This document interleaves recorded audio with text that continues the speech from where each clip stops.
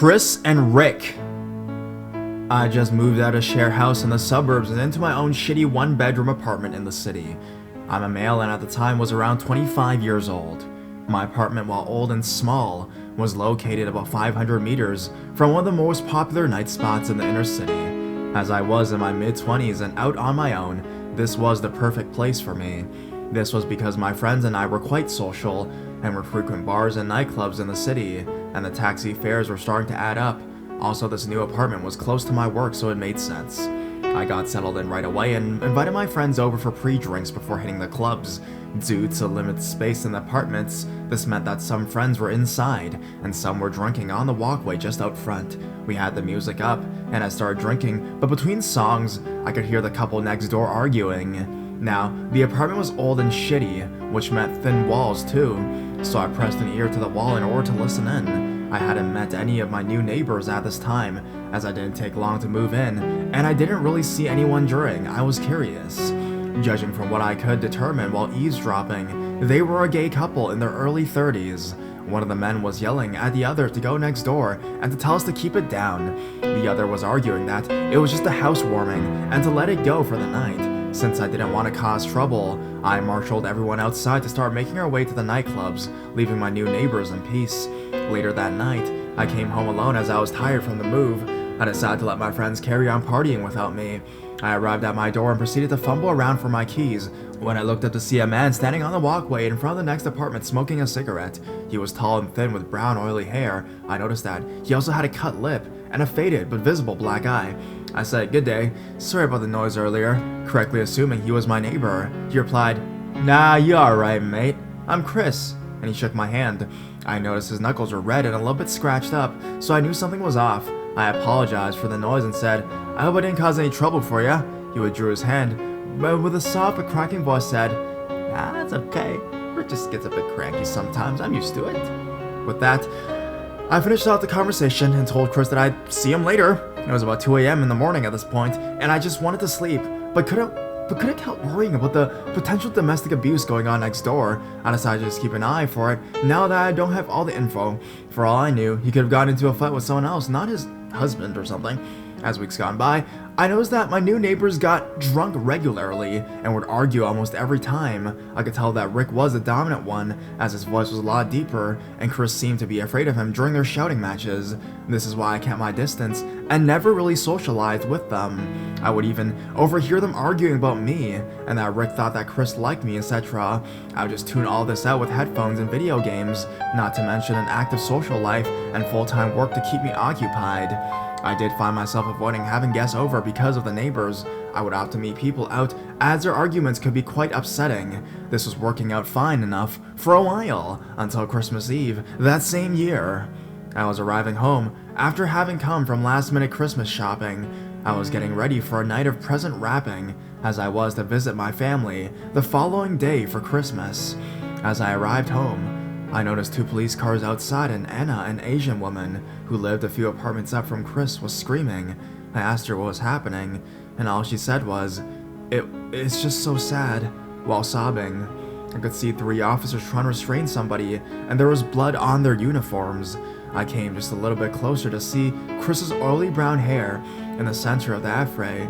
His face was bleeding from his jaw, where he had apparently been slashed by something sharp that got him to his feet, and I could see that his cheek had been cut so deep that the skin was flapping open as he struggled and resisted with the police.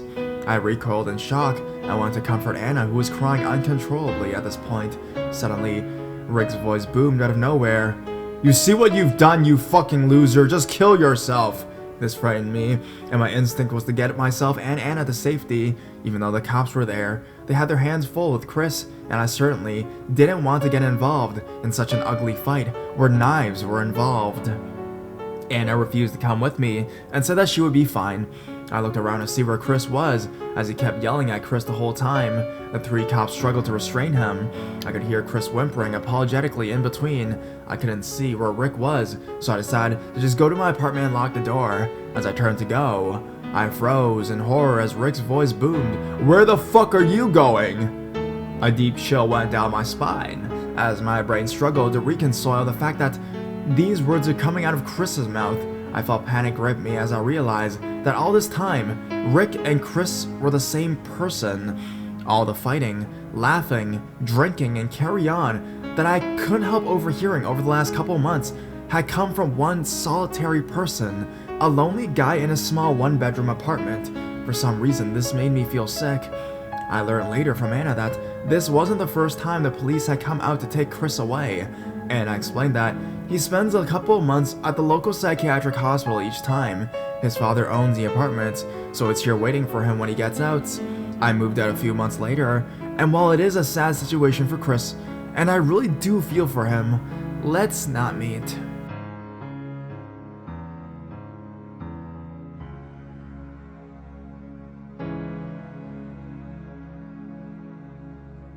Who knew a dent would lead to this?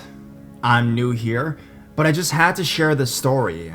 To give a little subtext, I'm a mid-20s female, about 5'2", and I drive a convertible. Trust me, this is important. This happened recently, and ever since I've been on high alert.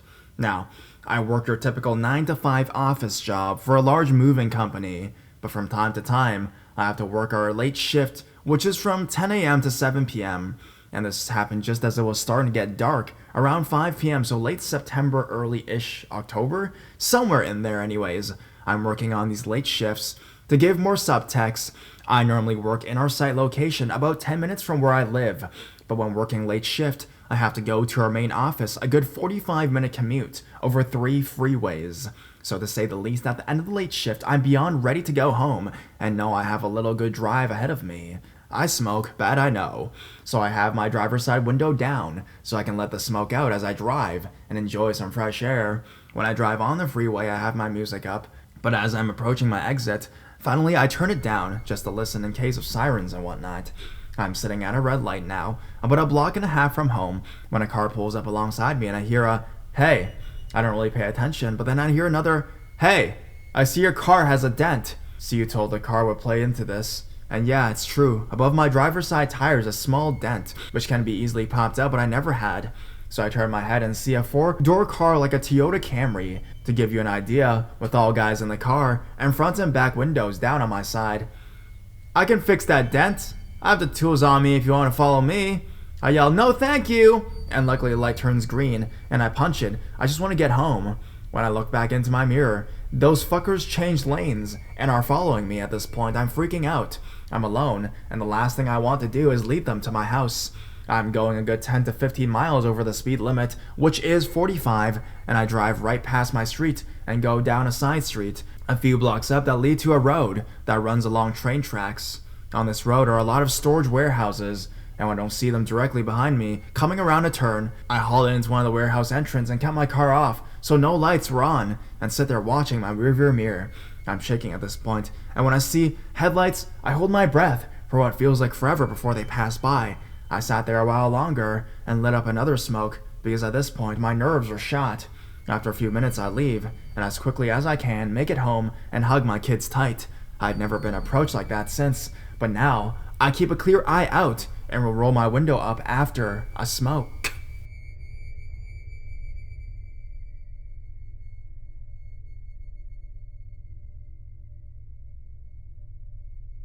Weird guy in my house. This happened to me yesterday. It was one of the creepier experiences of my life. I'm something of a night owl. I typically don't fall asleep until 5 or 6 in the morning, and I'd sleep until 1 to 2 in the afternoon. I'm 28 years old and still live with my parents. I know I'm old and should move out, but I mention this detail because it's relevant to the story. Every morning, my parents leave for work around 7. Sometimes they'd leave the door unlocked because I'm home. Like I said, I'm 28 years old and I am a large dude. We have 2 small dogs. Anyways, yesterday, I'm sleeping good until I hear my dogs go absolutely ballistic. So I roll over and decide to check my phone. It's around noon, too early for me, so I shrug it off and roll back over. Then I hear some knocking. It's quiet. I can barely hear it over the dogs barking, but it's there. And it's followed by someone calling out, "Christina? Christina, are you in there?" Weird, there's no Christina that lives in our house. I ignore it, hoping this guy's just gonna leave. That's when I hear my dogs get real pissed. They're small, each is only about 10 to 12 pounds. They're not the best guard dogs in the world, but they'll bark up a storm whenever they feel threatened. And when I hear them start snarling and snapping, I knew something's up. I sit up in bed just in time to hear some footsteps coming down the hall, and another loud "Christina!" right as this weird fucking dude walks into my room. He looks a little disheveled, probably mid-20s, Pacific Islander dude. He's got a straggly goatee, shaggy black hair, he's wearing some black shorts and a black t-shirt. I didn't notice what he was wearing on his feet. He just looks at me and says, "Is Christina home?" I'm confused, I'm groggy, I'm in my fucking boxers in bed, and I don't know what to say to this guy. Nobody named Christina lives here, you have to leave. He just stands there staring at me. I'm looking for my niece, Christina. Is she here? It's at this point I realize something's really off with this guy. He doesn't smell drunk, but the way he's just standing there staring at me is really odd and off-putting. He was skinny and short, probably half of my weight, so I wasn't super threatened by him. I was mostly just confused and uncomfortable with the situation. I should mention that he was holding a phone in one hand and his other hand was kind of tucked under his armpit, kind of like when idiots try to hide a weapon during a robbery, but I was pretty sure he was just holding keys. If he wanted to attack me, I was in my bed fucking half naked. He could have. Anyways, he stares at me for about a minute before turning around and leaving. Christina, are you here?" As soon as he leaves my room, I'm up and grabbing some clothes, while this dude is just walking around my house, checking all of the rooms. About 5 minutes later, he walks out the front door and proceeds down the cul-de-sac. Naturally, I run around the house locking every door I can find, and I proceed to call my dad, who tells me to call the sheriff. Again, I hadn't felt threatened. Maybe the dude was just lost and confused, but who walks into a stranger's house and then has a conversation with a shirtless man in his bed? I call the sheriff and file reports. They send out a deputy, who tells me he's gotta take a look around. They tell me to call 911 if the dude comes back. Needless to say, my parents locked the fucking door this morning. So weird dude in my house, I hope you found your niece, but please, let's not meet again.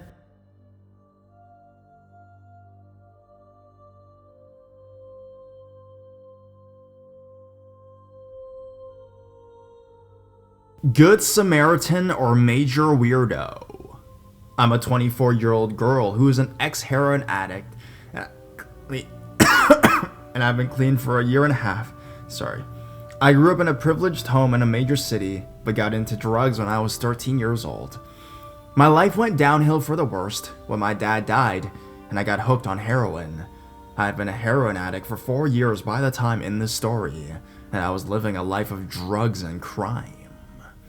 I had just separated with my boyfriend, and was hanging with drug dealers to pass the time, literally sleeping whenever I could when I was hanging with this guy, Frenchie. He figured he could use me to do a drug pickup at a pharmacy with a fake strip. I was so freaked out and paranoid at the time that I flat out refused, and he got so mad that he kicked me out of the car and drove off with all of my shit. Being that I had nothing, my phone was dead, and my life was in shambles in the worst possible way. I was crying in a random parking lot when this young mid-20s tall Asian guy came up to comfort me. So this guy says he'll help me, and since I have nothing at all, no money, no clothes, and nowhere to call home, I was desperate and agreed to let him take me to his house. He seemed really nerdy, but I was a drug addict, and my judgment was totally wrong. I just wanted to shower and assemble my life in any way I could. So we get in his car, and he ends up driving to a town outside the city, more than an hour away. So I started to get sketched out, but then we got to his place, and he lived with his mom. And when we got there, he just talking to her in another language, and told me I could go in to shower. Now before I got in the shower, he told me to leave my phone outside the bathroom, huge red flag right there. I proceeded to tell him it was dead, and that wasn't necessary. So I went to the bathroom, and proceeded to take the quickest shower ever. I literally rushed out of my clothes, let the water run over me, and got out.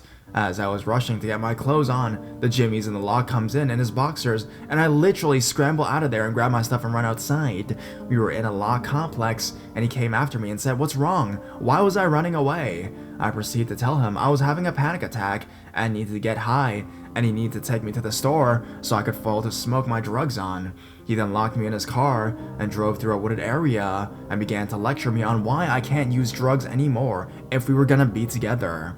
I told him I need to wean off and I'm having a massive anxiety attack and we need to get to the store or the hospital quick, so he reluctantly took me to the store and told me to stay in the car and when he went into the store, I ran out of the car into the restaurant next door, grabbed the waitress and told her to meet me in the bathroom, when I proceeded to tell her the story, and about the guy trying to abduct me.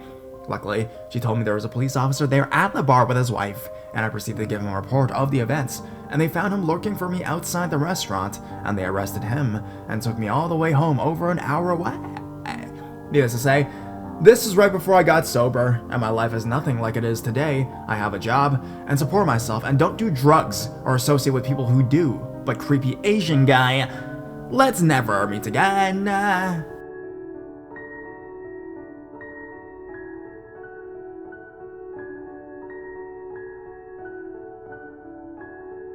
Creep in the street on fake weed.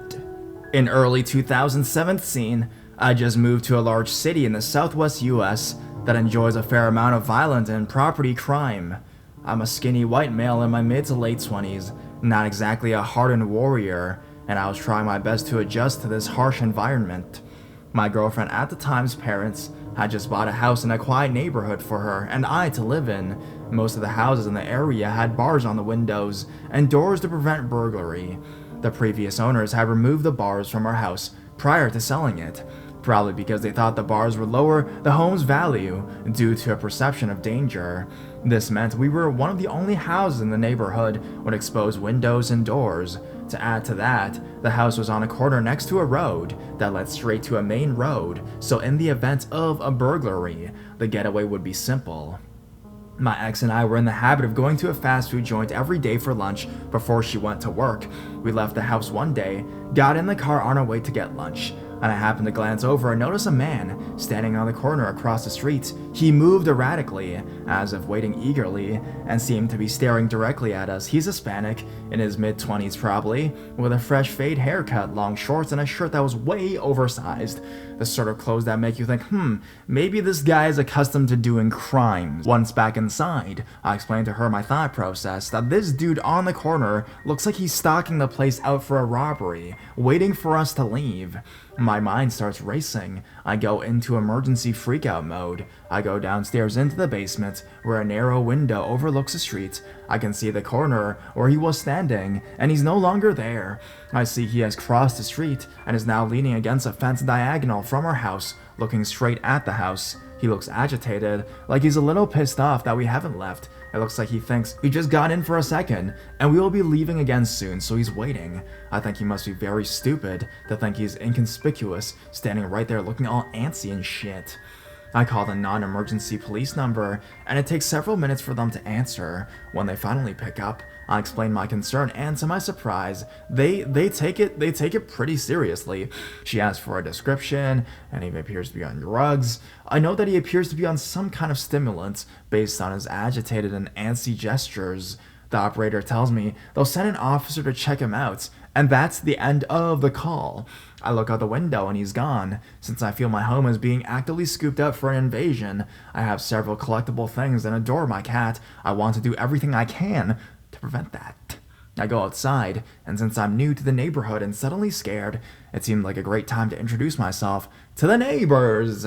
I see a guy pull up in a truck across the street, so I walk over towards him.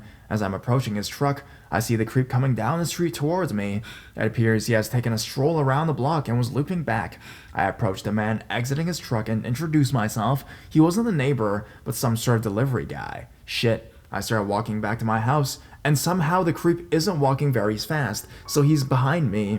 I'm not sure exactly what to do, but I want to show a strong presence of guardianship. I turn on the water hose in front of the yard and begin watering the bushes. The creep is slowly slinking back onto the sidewalk, looking at me. I look at him and ask, "How's it going, man?" He stops on the sidewalk directly in front of the house, looks at me and says, "Good." I say, "Just so you know, I'm gonna be here all day." He's like, "Oh yeah?" and steps into a yard a bit. His body language isn't exactly aggressive, it's just like we're having a normal conversation, which is disturbing to me. The fact that he's so calm and engaging me is unsettling, like he isn't intimidated that I'm calling him out. Since he stepped onto the yard a bit, I sort of point around his feet and say, "This is private property." At that point, he appears to take the hint and continues walking down the street. After he's out of sight, I knock on some doors on my block. introduce myself, and explain the situation. I think my instincts definitely kicked in, and any shyness of fear or awkward introductions, all that kind of crap, was totally demolished to my drive to survive. I met an old lady across the street, weak but potentially helpful as a lookout. I continued down the street and spotted a middle-aged Hispanic man talking with a middle-aged white male in a long gray beard.